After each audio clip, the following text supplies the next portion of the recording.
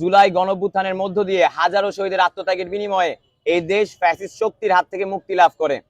বৈষম্য বিরোধী ছাত্র আন্দোলন এর রাজশাহী জেলা ও মহানগরের নতুন কমিটি বিলুপ্তের দাবিতে সংবাদ সম্মেলন করেছেন ছাত্র আন্দোলনের নেতাকর্মীরা। রাজশাহী কলেজ প্রশাসন ভবনের সামনে শুক্রবার 31 জানুয়ারি সকাল 11টায় এই সংবাদ সম্মেলন অনুষ্ঠিত হয়। সংবাদ সম্মেলনে দাবি করা হয়, রাজশাহীর প্রকৃত আন্দোলনকারী ও শহীদ আলী রায়হান ও সাকিবা আঞ্জুম এর আত্মত্যাগের সাথে বৈষম্য করা হয়েছে। উক্ত কমিটিতে চাঁদাবাজির অভিযুক্তরা জায়গা পেয়েছেন, সেই সাথে আওয়ামী লীগেরও কিছু অংশকে পুনর্বাসনের চেষ্টা করা হয়েছে বলে সংবাদ সম্মেলনে বক্তারা বলেন। এই সময় বৈষম্য বিরোধী ছাত্র আন্দোলনের রাজশাহী জেলা ও মহানগরের কমিটি বিলুপ্ত করতে 24 ঘন্টার আলটিমেটাম দেন তারা।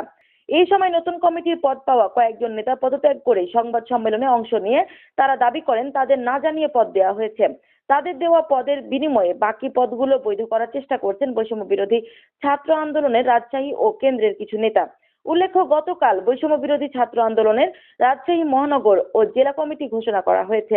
কিন্তু অত্যন্ত দুঃখ ও ক্ষোভের সাথে আমরা লক্ষ্য করছি, একটি স্বার্থান্বেষী মহল জুলাই বিপ্লবের প্রকৃত নায়কদের মাইনাস করে 5 আগস্টের পর সুবিধাভোগী কিছু অনুপ্রবেশকারীর মাধ্যমে প্রহসনের পকেট কমিটি গঠন করেছে। ঘোষিত এই কমিটিগুলোতে প্রকৃত আন্দোলনের সাহসী বিপ্লবী এবং নির্ভরযোগ্য নেতৃত্বকে বাদ দিয়ে আন্দোলনের চেতনা বিরোধী, বহিরাগত ও বিতর্কিত ব্যক্তিদের গুরুত্বপূর্ণ পদে বসানো হয়েছে।